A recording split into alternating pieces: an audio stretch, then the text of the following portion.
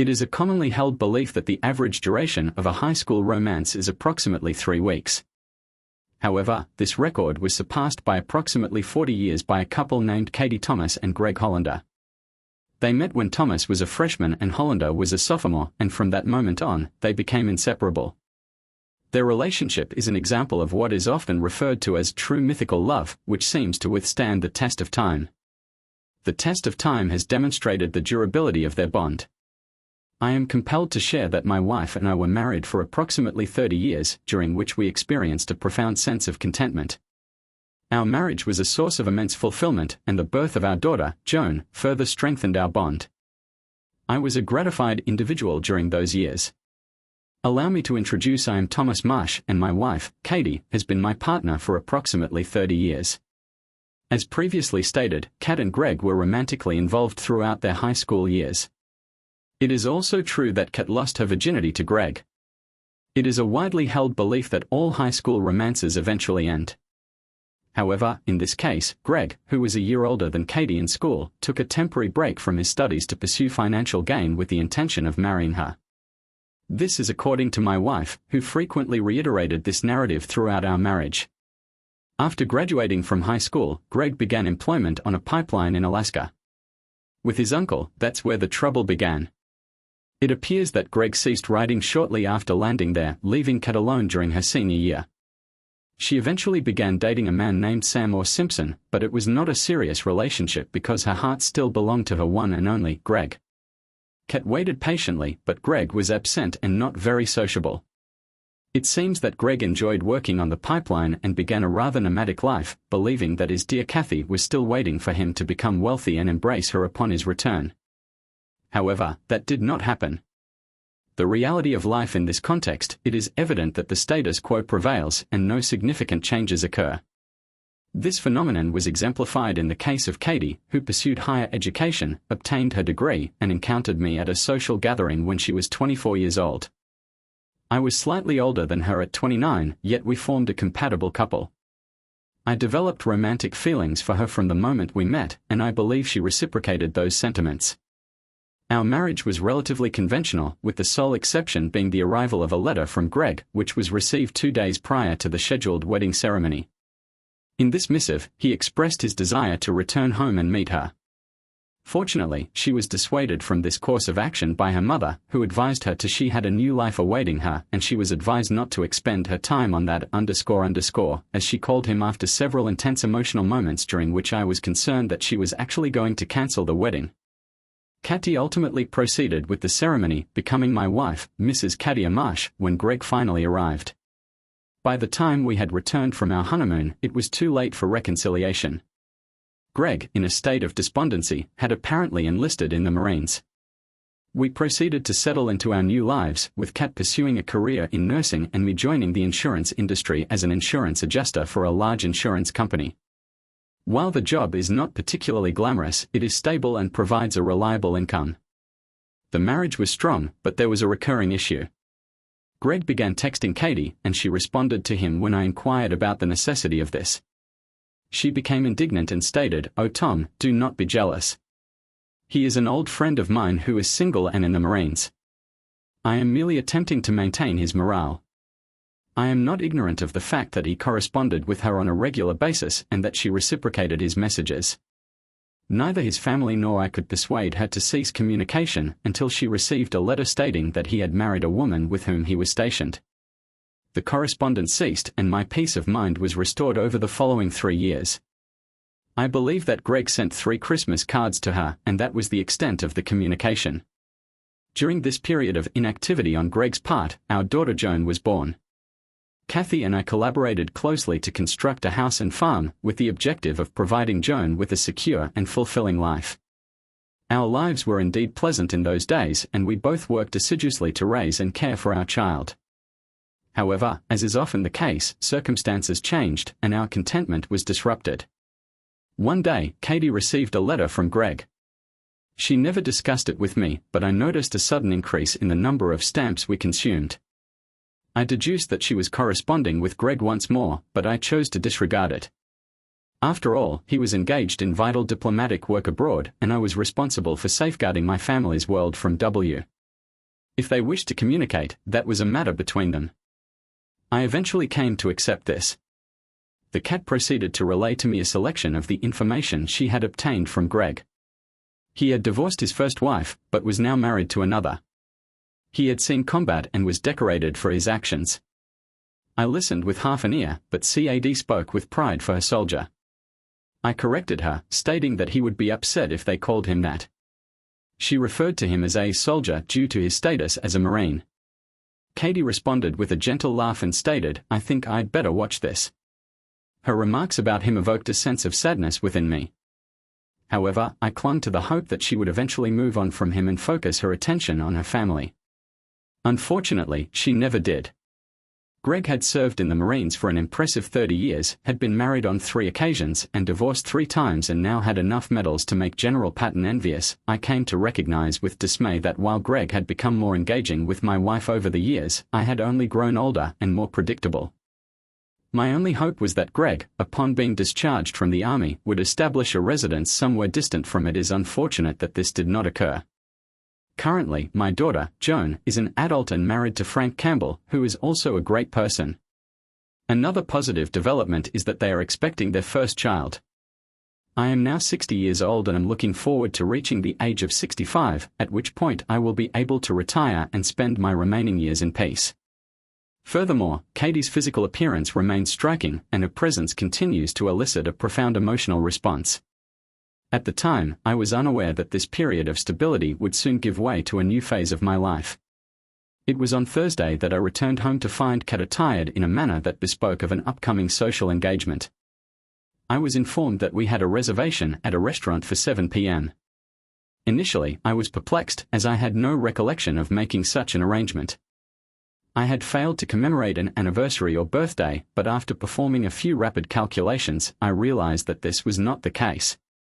I proceeded to feign compliance and proceeded to our bedroom to cleanse myself and attempt to appear as presentable as Kat. The dinner was exquisite, and the restaurant was at full capacity, which led me to hypothesize that Kat had another motive for this elaborate ruse. As the meal drew to a close, I looked at her and stated, "Now would be an appropriate time to reveal the news." I was in a good mood and would not be unduly upset by the announcement. One of my personal traits is that I am never angry in public. My work for an insurance company has taught me to remain calm in any situation. This sentiment subsequently manifested in my personal life. Kat was aware of this, and over the years, whenever she had something to say that she thought would upset me, she would simply take me out into a public place to break the news. Tonight, I sensed the gravity of the situation simply by looking at her face. After 30 years together, one can discern the nuances of a soulmate's demeanor. I had a plethora of negative sentiments throughout the evening, and I was acutely aware that it would significantly impact my night. With mounting trepidation, she finally delivered the unfortunate news, "Tom, I believe you should be aware that Greg is back." I was overcome with a sudden sense of nausea, yet I was certain that it was not a result of the quality of the food I had just consumed. I gazed at her for a few moments, trying to discern her true intentions. I anticipated the imminent revelation of further distressing information, but Kat simply regarded me thoughtfully. Finally, I broke the uncomfortable silence, inquiring whether she meant that he was no longer on vacation. She shook her head from side to side and replied in a quiet voice, "No, Tom. He was discharged from the Army and purchased a house 2 streets away." As she spoke, my panic level began to rise. I quickly interjected, stating that he would be living there with his 3rd wife. She replied quietly, "No, he got divorced again, but this time he had to lose part of his pension because of her." I attempted to suppress my anger but was unsuccessful. I responded, "This is absurd." The volume of my exclamation was excessive, and it elicited a response from some of the visitors seated adjacent to us. My profanity was not a direct result of Greg's loss of pension due to his ex-wife's actions. Instead, it was a reaction to his relocation in closer proximity to us, which prompted my curiosity about his motives. I became more assertive in my actions. "Katie, have you met Greg?" The expression on her face was. She provided a succinct answer to my initial question but did not respond when I posed my subsequent inquiry. "When and how, Katie?" Additionally, she appeared somewhat despondent when she replied, "Yesterday, he paid us a visit to inform us that we are now neighbors." My heart raced with excitement and apprehension as I persisted with my questioning. I inquired as to whether she had engaged in sexual intercourse with him. She replied, "I did it, Tom, but it's not what I think." I then looked deeply into her eyes and nearly growled, "Kat, I believe my wife has engaged in sexual intercourse with someone other than her husband." I then demanded an explanation as to why she believed this was not what I thought. "I did it because he needed me, Tom. When he approached me, he appeared to be in a state of distress. It seemed as though he was experiencing anxiety related to the dissolution of his marriage. I attempted to provide him with assistance. I hold you in high regard, Tom, but I have come to recognize that I still hold affection for Greg as well. This realization has led me to the conclusion that my wife engaged in sexual intercourse with Greg. He utilized the pre-existing psychological trauma of divorce and post-traumatic stress disorder as a means of rekindling a romantic relationship with her. I informed her that I would facilitate her return to my wife's affections and into our marital bedchamber. I looked her directly in the eyes and spoke with the utmost decisiveness as I had never done in our entire marriage. "Okay, Kat. The damage is done. We can recover from this and regain control of our lives. However, you must never engage in sexual intercourse with him again." She regarded me with tears in her eyes. She replied in a quiet but firm voice, "I cannot promise that, Tom. I love him and he needs me even more than you." I was taken aback by her words, yet I was aware that a public restaurant was not an appropriate setting for discussing our personal issues. I summoned the waiter and requested the bill. Minutes later, we were in the vehicle and en route to our residence when I initiated contact once more. "Kat, how can you engage in sexual intercourse with him when you are aware that you have a husband? Have you forgotten the vows that we made together nearly 3 decades ago? Do you recall the part about forsaking all others?" She began to weep openly and, between sobs, blurted out, "I'm sorry, Tom, but he needs me, and we found each other again. I cannot bear the thought of losing him or you." I was at a loss as to what I could do or say that would make her give him up, with a hint of anger in my voice. I said loudly, "Well then, what do you suggest? Do we alternate days off? He gets you for new. I have been married to Steve for 20 years. I get you for Christmas. Stop it, Kat. You can't have 2 men. When you took a year off to pursue further education and obtain a master's degree, you did what was required of you and then returned to your previous position. Everything was fine." I shook my head irritably.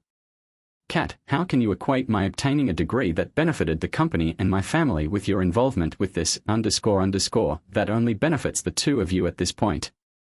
I pulled into my driveway and turned off the engine. Kat reached out and lovingly touched my face, articulating her plea. "Tom, I missed my last year of high school with Greg. Had I had that year, we might not be facing the situation we are in. Tonight, I request that you grant me this year. In return, I will do my utmost to become the best wife I can be to you. I require this time, Tom." I was overcome with a range of intense emotions, including sadness, hurt, shock, and depression. I was driven to the point of wanting to inflict severe physical harm upon Katie. However, I was able to resist this urge by recalling various accounts of prison and how cuckolded husbands lose their freedom and property after turning it all over in my heat. I said, "If this is what you want, you just go and do what you like." However, I added a caveat, "Do not ask me to sanction this." Furthermore, I stated that I did not want to see or hear from her in any capacity for it is evident that the entire year will be a significant period of time, during which there is a possibility that she may have no one to return to. I had implemented strict limitations regarding her vacation, with the intention of dampening her enthusiasm. However, it proved ineffective, as she did not appear to heed my instructions. She did, however, extend a gesture of affection by kissing me on the cheek. "I appreciate your understanding, Tom. I am confident that you will not regret this decision. I respectfully decline your offer. I regret that it is too late to reconsider." That night, she attempted to initiate sexual intercourse with me, but I respectfully declined. The mere thought of her engaging in sexual intercourse with Greg made me physically ill. I was not in the emotional or physical condition to engage in sexual intercourse with her as we were preparing for bed. I then proceeded to take a pillow and inform her that I would be sleeping in the guest room. I observed that this information caused her significant distress, and I was gratified by this turn of events, as it suggested that she might reconsider the implications of this vacation. The following morning, I awoke and hoped that the previous night's events were merely an isolated incident and that she would reconsider her stance in the light of on the day in question. I was proven to be mistaken when I entered the kitchen. She was preparing breakfast and appeared to have just won a significant lottery. She smiled at me and pointed to the calendar hanging on our wall. I could not help but notice that today's date, June 6th, was surrounded by a thick black line. I sat at the table and reflected on the circumstances.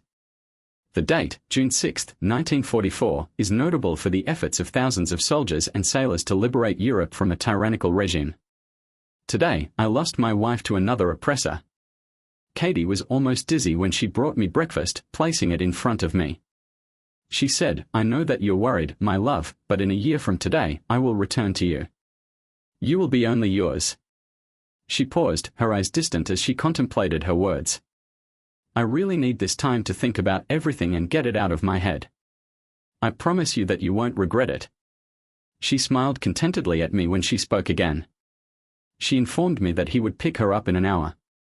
As she spoke, I felt my heart sink with every word she uttered. However, I felt compelled to give her another chance. "You don't have to do this," I told her.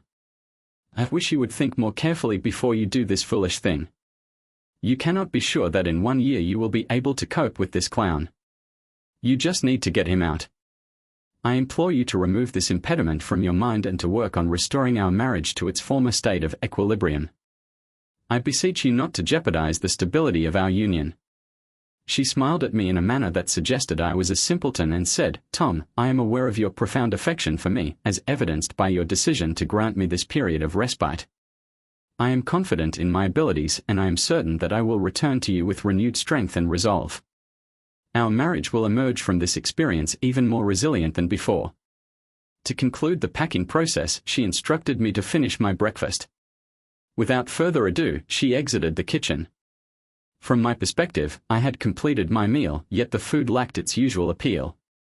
I proceeded to dress and entered our bedroom, where I observed that Kat had 3 sizable suitcases filled with her belongings, including clothing and toiletries, were placed in the bags. She smiled at me and said, "I believe I have everything I require. Please take these bags to the porch for Greg." I regarded her with indifference before responding in the negative. Her expression became more pronounced in response to my answer. I followed my initial negative response with an additional remark. "Listen, if you are determined to cause irreparable damage to our 30-year marriage, after 3 decades of matrimony, you and your partner can take your belongings together. I will not assist you in entering this ill-fated bed. Is this clear?" Kat appeared on the verge of tears before responding. "He's not an __. Greg is a commendable individual and a hero who served our country. This is more than you've ever done."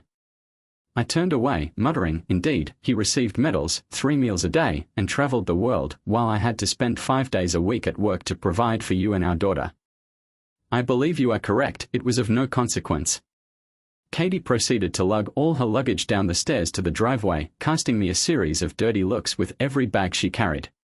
Subsequently, a vehicle arrived at the residence and a male individual, whom I surmise was named Greg, exited and commenced loading the belongings from the porch. Katie then informed him that she would be momentarily returning to the house to bid me farewell. We stood in a state of awkward silence and I was the first to speak.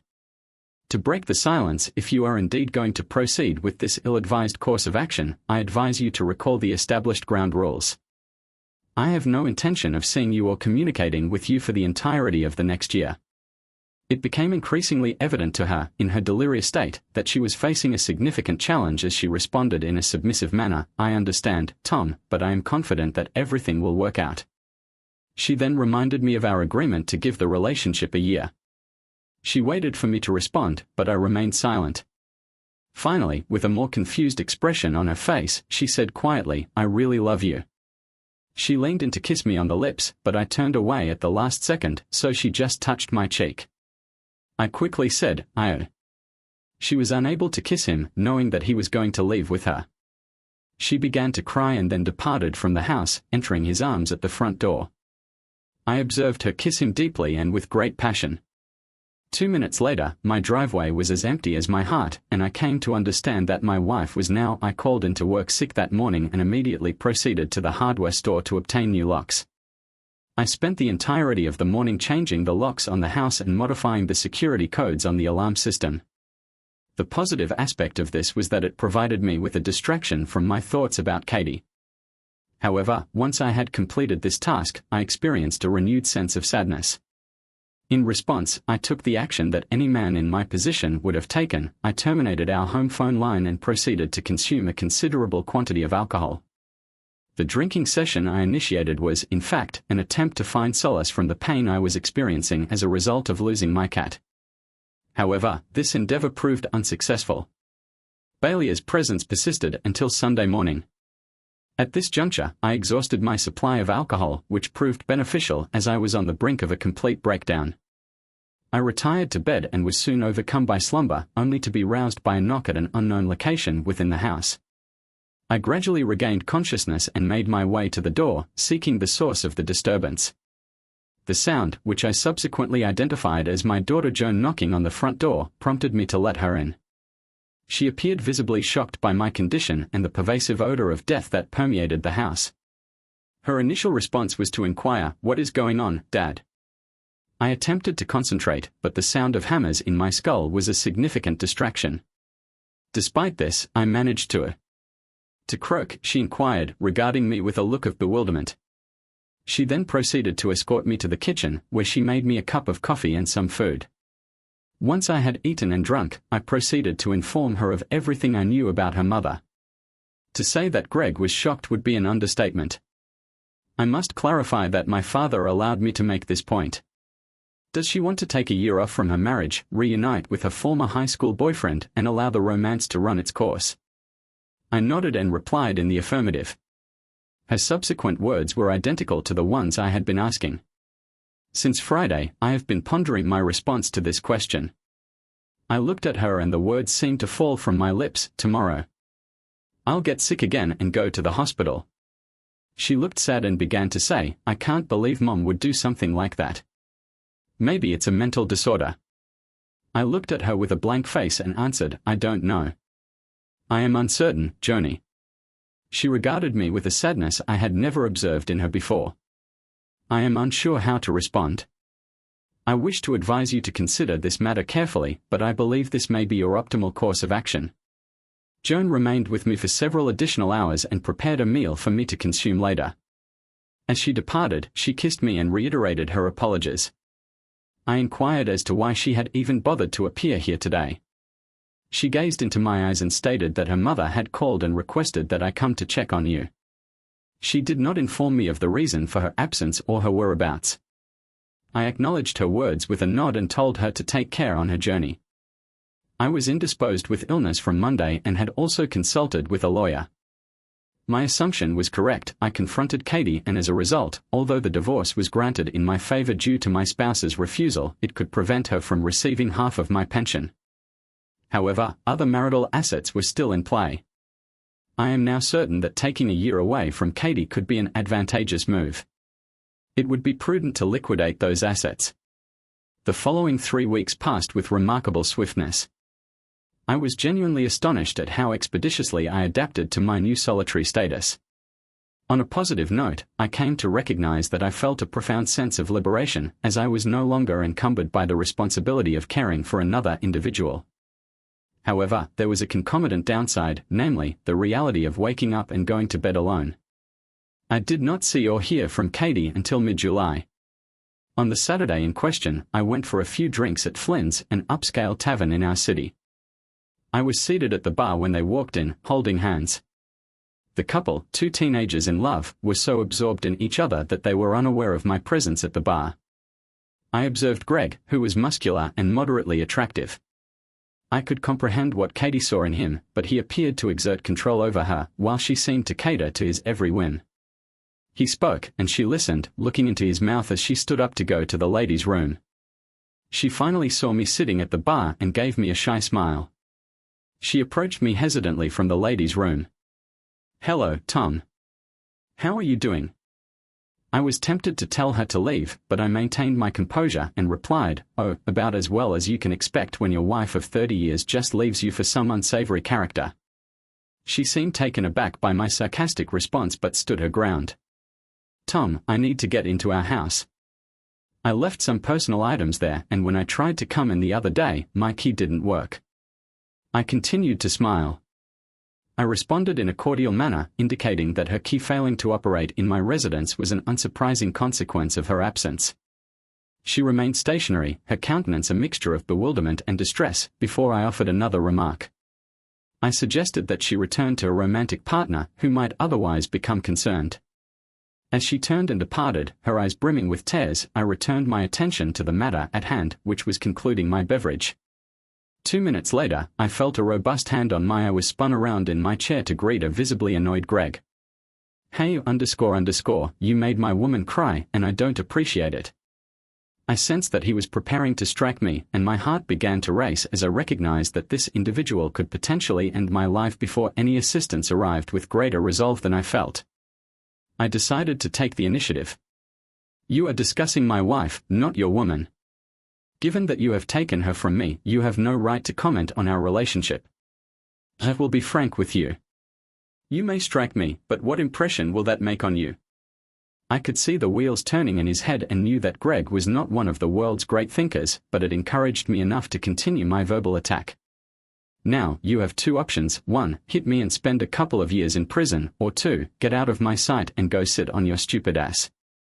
My heart was pounding wildly in my chest, and some part of my brain was screaming, "Why did you resist him? He will kill you." However, I maintained a veneer of bravado as Greg stood there considering his options. Fortunately, at that moment, the manager approached and inquired about the problem. Greg regarded him with hostility before responding, "No problem," and then slowly retreated toward Katie. 5 minutes later, they paid the bill and departed, driving home that evening. I pondered what personal items Katie wanted from the house and resolved to ascertain this information. I spent approximately 3 hours unsuccessfully searching through closets and drawers until I retrieved the boxes from her bureau and discovered letters from Greg addressed to Katie. Upon reading them, it became evident that Greg and Katie's relationship had been developing over an extended period. One letter, dated 5 years prior, expressed relief at the continued mutual feelings of affection. Upon returning home, Greg desired a closer relationship with Katie, indicating the necessity for her to consider ending her marriage to a seemingly inadequate spouse. The act of perusing these letters was akin to reading a sensationalized novel. The majority of the letters describe either what he intends to do to Katie or what they did in high school. By the time I finished reading them, I found the situation much more bearable. I did not see or hear from Kat until September 1st, which was my birthday. When I came home from work that day, I found a covered potty on the porch and a card with a happy birthday message. I took them inside, where I discovered that Kat had prepared a stew, which was my favorite. The card was supposed to wish me a happy birthday, and she had written Tom on it. I am aware that communication is discouraged, but I was unable to disregard the birthday of the individual I hold in high regard. During my nocturnal reveries, my affection and I are aware that by the conclusion of this year, I will be wholly devoted to you, and he will have departed. I implore you to persist in your affection and to refrain from abandoning us, Kat. My daughter, Joan, has been monitoring my activities with great scrutiny since Kat's departure. On my birthday, she finally disclosed the true purpose of her call. Dad, you are aware that my estimated due date is in 3 weeks. I must acknowledge the birth of my first grandson. I am aware that you and Frank are likely experiencing concern. A brief pause in the conversation indicated a potential issue when she spoke again. My father and I accompanied Frank and his mother to dinner with my mother and Greg. My mother desires to be present during the birth of my child and wishes for Greg to be with her. I am aware that you and your mother have agreed to refrain from communication for a year. However, I request that you make an exception for me on this occasion. I was somewhat surprised to learn that Joan and her husband had dinner with these 2 individuals, but I would not divulge the circumstances surrounding the birth of her first child. Joan, she can come and bring the __ with her if she needs to. Joan immediately corrected me, stating, Dad, cease referring to him in such a derogatory manner. He is not as malevolent as you perceive him to be, and his presence brings immense joy to my mother." I was taken aback by this revelation and then felt a surge of anger as I retorted, "Your grandmother referred to him as such many years ago, and nothing has changed since." At that moment, I was astonished to observe that you were all having lunch together and that you were defending him. I am uncertain as to what he has in store, but I would be grateful if I could obtain a sample of it as soon as possible. He will take my entire family away from me. When are you going to start calling him Dad? She spoke quickly and I could hear regret in her voice. Dad, I'm sorry. I didn't mean for it to sound like that. I can imagine how you feel, and I'm truly sorry. I interrupted her apology and said, "It's okay. Forget about it. Listen, I was compelled to attend to an oven-related matter." She informed me that she loved me and then terminated the call. At that moment, I became acutely aware that my life would never be the same and that it was time to begin resisting. I initiated the first step by liquidating my assets with the objective of reducing my net worth. The second step entailed confronting my fear and beginning to re-engage with the world. The following days were fraught with stress. Initially, I sought counsel from my lawyer regarding the legal avenues available to me with respect to my assets. Subsequently, I experienced a period of introspection and self-reflection. I purchased a stun gun for self-defense. I decided that the next time Greg attacked me, I would not be able to talk my way out of it. Third, I booked a trip to Vegas in October. Fourth, I went online to find a woman my age who wants a good man for a stable long-term relationship. In regard to my assets, I had the option of spending them or giving them away, as my wife and I were not cohabiting. It was therefore my prerogative to determine how our assets should be distributed. I found this aspect particularly intriguing as it afforded me a considerable degree of flexibility in shaping my future plans. When Joan gave birth, I was at work and my secretary answered the phone. The call was from her husband, Frank, who was overjoyed to tell me that I now had a grandson. I extended my congratulations and informed him that upon my arrival at the hospital, I promptly sought out Joan's room upon learning of her whereabouts. As I approached the door, I overheard her engaged in a conversation with Katie, her daughter. In this exchange, Joan expressed her concern to Katie about the potential for her father to be lost to Greg. At this moment, I interjected with a calming and reassuring tone, emphasizing that Greg's affection for me was not a cause for concern. I further elaborated on the nature of my relationship with Greg, emphasizing its quality and depth. Despite the difficulty in articulating this sentiment, I conveyed that the experience of being with Greg was, in its own way, indescribably fulfilling. The relationship is similar to that of high school, but with notable improvements. Now that they can sleep together, he treats her like a princess and curls her toes every night. She has never had such wonderful sex in her life and will miss it when she returns to her father. Joan's mother expressed disgust at the situation. She stated that she did not want to hear about her daughter's sex life with Greg. She acknowledged that he is an amazing guy and that they seem well suited to each other. However, she expressed a desire for her child to have grandparents who are together and not divorced. "Please cease this conflict, mother. It is imperative that you return to your father's side, and it would be prudent to do so before it is too late. While your father may be uninteresting and predictable, he is undoubtedly more suited to you than Greg. It is true that Greg is an attractive individual, but all things must eventually come to an end. On the other hand, your father, he is a rock, he will never leave you if you do everything right. If necessary, beg him on your knees to take you back." She was silent for a moment before passionately pleading with her mother, "Don't wait too long or I'm afraid you'll lose him." Kat's voice once again demonstrated the inaccuracy of her assertion. "You must consider the implications for your father and me when the time comes that I'm done with Greg. He will gladly take me back." Joan's voice was very skeptical. "I understand that you think you know Dad, but I've seen and talked to him and is definitely changing, and not for the better. It seems he is bitter and more. Given the considerable time that has elapsed since your departure, I question your willingness to risk the stability of a 30-year marriage in pursuit of a relationship with your high school sweetheart."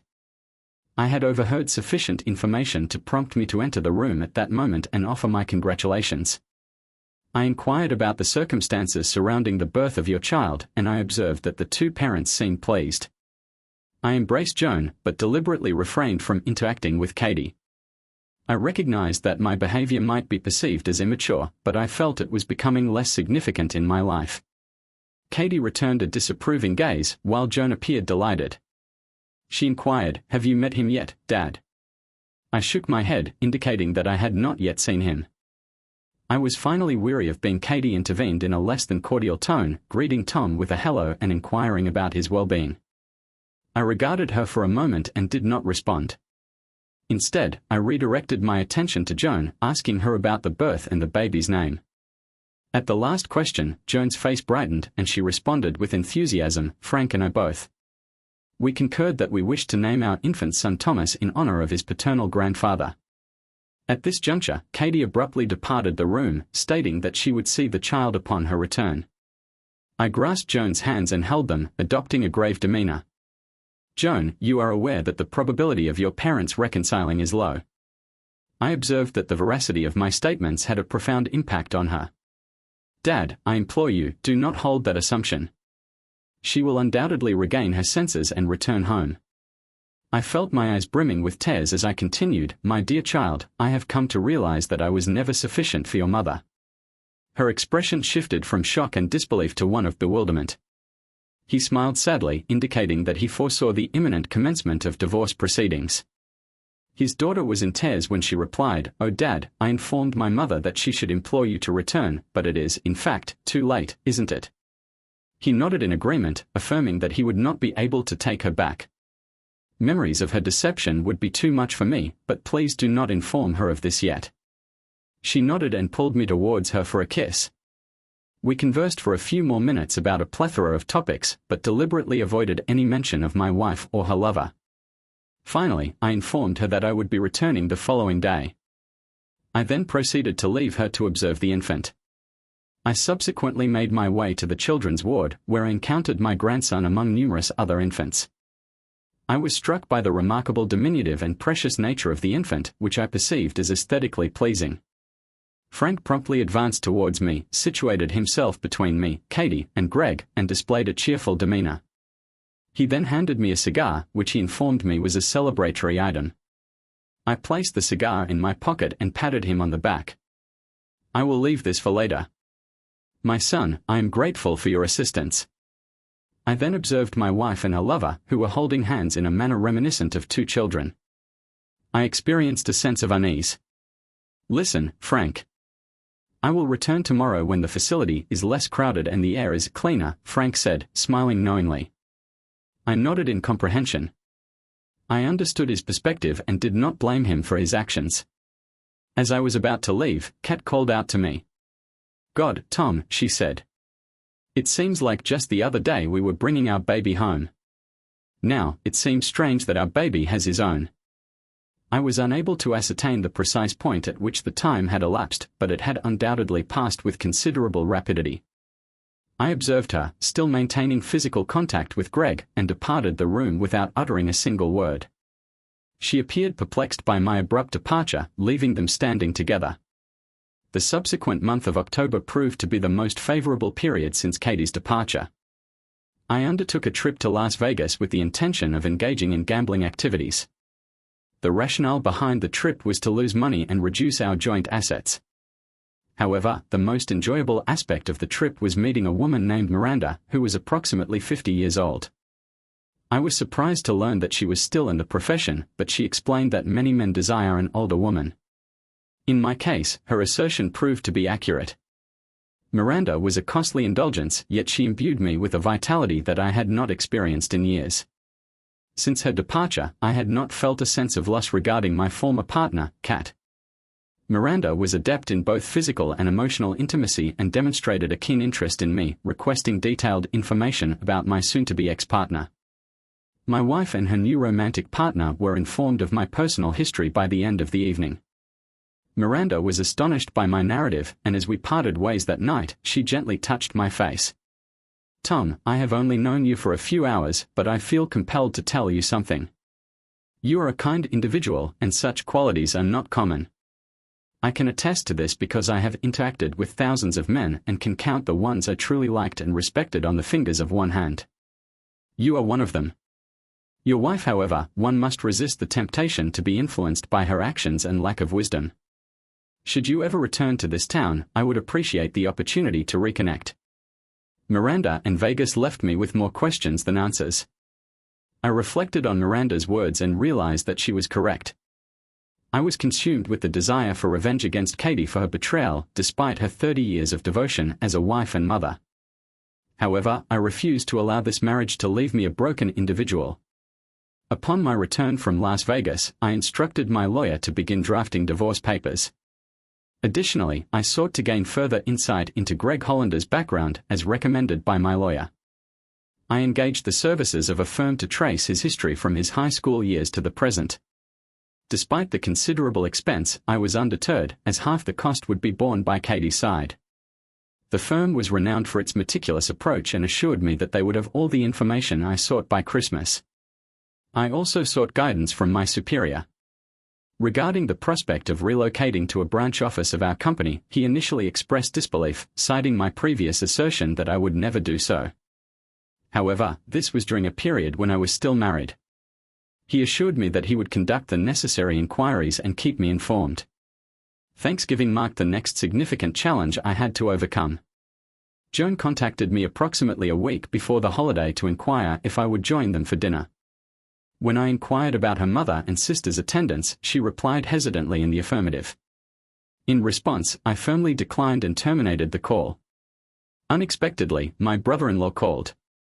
Subsequently, Frank contacted me via telephone and requested a meeting. We agreed on a time and I met him at a bar in the city center that was convenient for both of us for a quiet drink. On the evening of our meeting, I observed that he was excited. After our preliminary greeting, I ordered 2 double Scotch tapes as I sensed that something was troubling my son-in-law. I listened to Frank describe the situation with my wife and daughter. He informed me that they were both extremely fond of him. I could not believe my ears. I was overwhelmed with the sheer volume of Greg-related chatter. It was as if he was the protagonist from that beer commercial, the one who was proclaimed to be the most interesting man in the world. After taking a sip of his drink, I was surprised to learn that he had come to persuade me to attend Thanksgiving. I needed to know more, so I asked, "Do I understand correctly, Frank? That you don't like dear Mr. Hollander?" Frank looked at me with anger written all over his face. He replied, "Dad, this man is arrogant and he was centered on himself, selfish, and exhibited a number of other negative traits. It was evident that he was so in love with himself that he had no capacity to love or care for his wife, Katie." Upon hearing what he had just said, his demeanor became dejected and he quickly retreated. He expressed remorse, saying, "I'm sorry, Dad. I didn't mean to be disrespectful." I responded with a smile at him. "Don't worry, son. Don't be offended.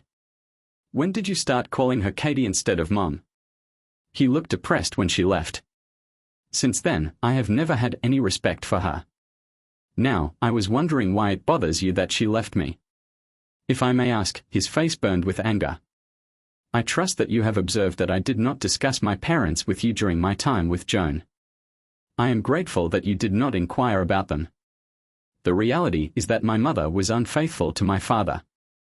After that, my parents divorced and my father was unable to move on from the incident. He consumed a considerable quantity of alcohol and subsequently passed away, along with his romantic partner, in a vehicular accident. I have an aversion to individuals who engage in infidelity, and now that Katie has become one, I find her particularly distasteful.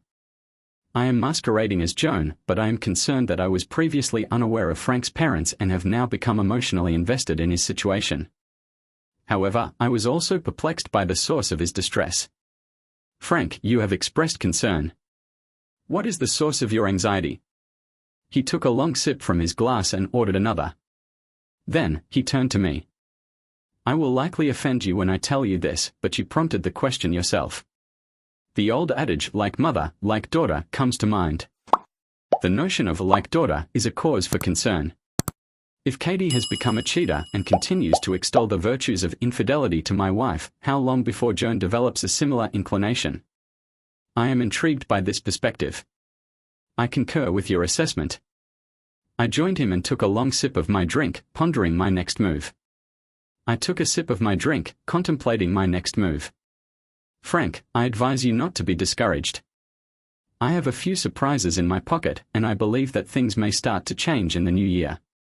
I also wish to inform you, on a strictly confidential basis, that I have some plans that should make it a good Christmas for you and Joan. However, they will not be beneficial for the others if you are aware of my meaning." Frank smiled for the first time since sitting at the bar and spent the next 15 minutes questioning me to no avail. At the conclusion of our meeting, I smiled once more. "Have you forgotten something, Frank?" He appeared perplexed about what I was referring to. I grasped his shoulder and inquired, "Shouldn't you try to persuade me to be a mature individual and attend the Thanksgiving festivities, Frank?" His smile broadened, akin to a vast river overflowing its banks. "I'm sorry, but I'll have to decline your invitation, Father." I shook my head in response, indicating that I would not be attending. "However, I do appreciate the invitation. Joan called on 2 occasions before Thanksgiving, imploring me to attend. I eventually acquiesced. It is important to consider the broader context. When my mother left me last June, I informed her that there would be no communication between us for the duration of the year. She requested that I end our marriage, which I did not do.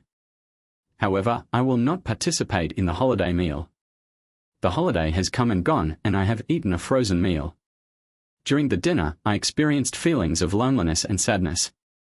However, I was in a more favorable position than if I had to observe Katie and Greg engage in flirtatious behavior with each other. As December arrived, I anticipated the prospect of yet another family holiday with trepidation. Despite my apprehension, I recognized that it would be the final such event I would have to endure. In retrospect, December proved to be a fruitful month. Firstly, the company offered me a position in Spokane, Washington, starting in January. I informed them that I was interested in pursuing this opportunity. Secondly, the private investigator's report on Mr. Hollander was received. It revealed that he had 3 wives, all of whom divorced him for adultery. Additionally, he had 2 children from women other than his wives for whom he was still paying child support, and the fact that his last wife received half of his pension in the divorce. The culmination of these circumstances was that Greg was transferred from E8 to E6 during his last year in the Corps. In short, his financial and moral situation was rather weak. The situation appeared rather unfavorable. However, the most recent development is that Katie will receive her divorce papers on the first business day after Christmas. This news evoked a renewed sense of the holiday spirit within me. I contacted Joan to inquire about the plans for Christmas, and she once again implored me to make it a genuine family celebration. I inquired as to whether Greg would be in attendance. Joan became visibly upset and stated, "You need to accept this. He is now a part of our family, whether you like it or not." I cut her off abruptly, stating, "I don't like it, but for the sake of the child, I will be there." Joan seemed genuinely pleased as she expressed her gratitude, stating, "Thank you, Dad. This will make her." Everyone appeared to be in a state of high spirits. I was skeptical that this would occur, but I was not in a position to dissuade them. 2 days later, after returning home from work, I received a phone call. Without thinking, I picked up the receiver. The line was awkwardly quiet, and I was about to hang up when a voice finally answered. "Tom, it's me, Kat. What happened? Are you injured?" Her voice seemed timid as she spoke. "No, I'm fine, Tom, but I wanted to thank you for agreeing to come for Christmas. I am aware that I have caused you pain, Tom, and I am beginning to understand the extent of it. However, I felt compelled to inform you that I am grateful because, over the past 30 years, we have never been separated for a single holiday. I was extremely unhappy during Thanksgiving without you has prompted me to reflect on our relationship, as I have been thinking about us so much lately." I interrupted her reminiscence, "But I am gratified to hear that you do think about us from time to time. However, I should point out that when you initiated this vacation, I stipulated that there would be no communication between us. I relaxed this rule for 1 day at Christmas, so I believe we should conclude this conversation." Upon hanging up the phone, I felt remorse for having spoken to her in such a harsh manner, given the 30 years we had spent together. However, while I regretted my actions, I realized that my feelings about them were not as intense as those I experienced on the day she left me. The subsequent month was characterized by a slow passage of time, during which I had ample opportunity to complete my Christmas shopping. I was determined to ensure that I had gifts for everyone for Christmas. In addition, I packed all the items I intended to take with me to my new job and rented a car to drive across the country. I also spoke to a cordial woman at my new office she informed me that she had selected a couple of very nice furnished apartments in close proximity to the office. The encouraging news was that she was going to show them to me in person upon my arrival in Spokane. Everything was going well for me in December. I arrived at Joan and Frank's on Christmas Day to find that Katie and her family had already. Upon my arrival, Joan embraced me with a warm hug, expressing her delight at my presence.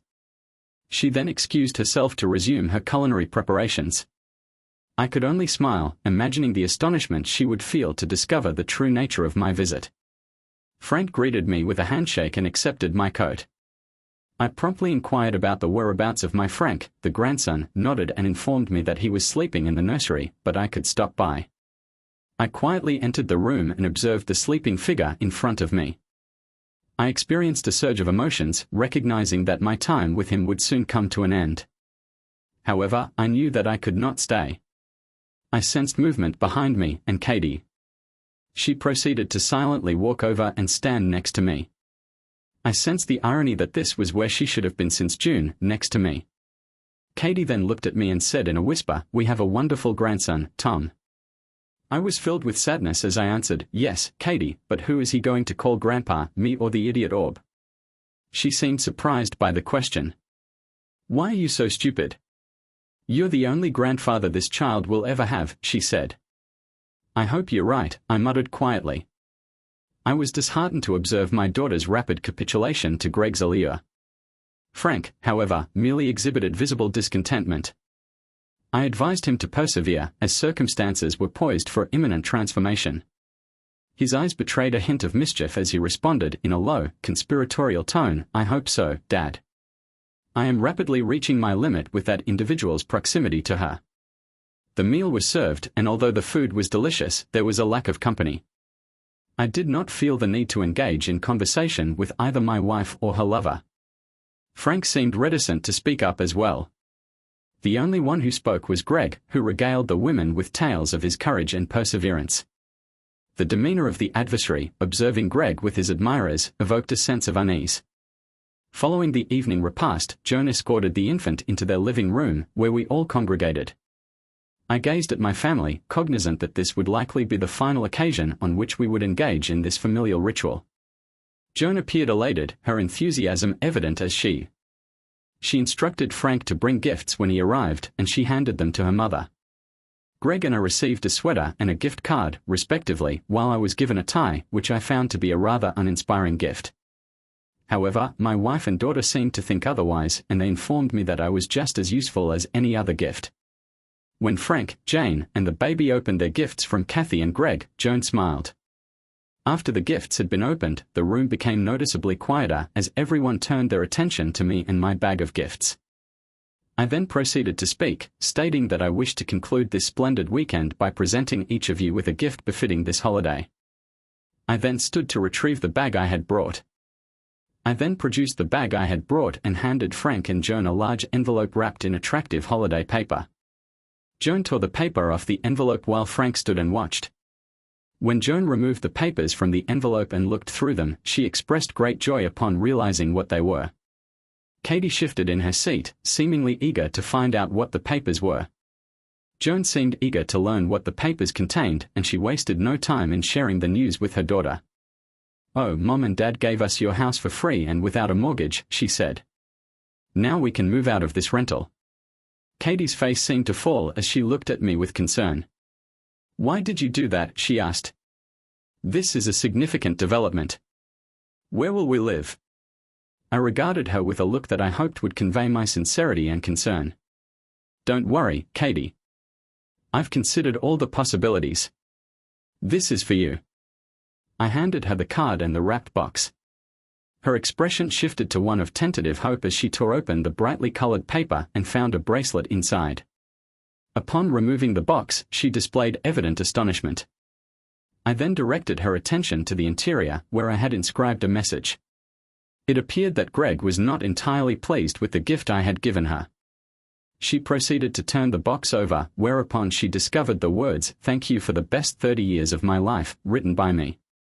I regarded the individual in question, but he remained. Upon receipt of the gift, Katie displayed confusion and a frown. "Thank you, Tom," she said, "this is quite beautiful, but you forgot to write with love." I smiled. I had not forgotten to write the words, but I had not wanted to lie. I had been losing my love for her these past few months. This bracelet was my way of saying goodbye and would serve as a reminder. Furthermore, I must inform you that you will be served with divorce papers on Monday. I distinctly heard Joan take a deep breath, and Katie's face contorted with disbelief and despair. I nodded at the postcard inside the card, attempting to express my gratitude for the fact that you gave me so much. Over the course of many wonderful years, I have been blessed with a wonderful daughter. In addition to this, I have enclosed a check for half of our liquid assets. I spent this during your absence, as the house was mine to give to my daughter when you voluntarily left your marriage. This information is also explained in the card. Greg and I considered the imminent eruption of the volcano. This gift is also intended for you. I handed another large envelope to a visibly shocked Katie. Inside is a comprehensive account of your former romantic partner's activities since your separation in high school. I believe you will find this an intriguing read. Before I could finish my sentence, Greg roared at me, growling menacingly. "I'll kill you," he said. "You son of a __." Greg never actually managed to hurt me, as he fell to the floor with a resounding thud when I discharged my stun gun.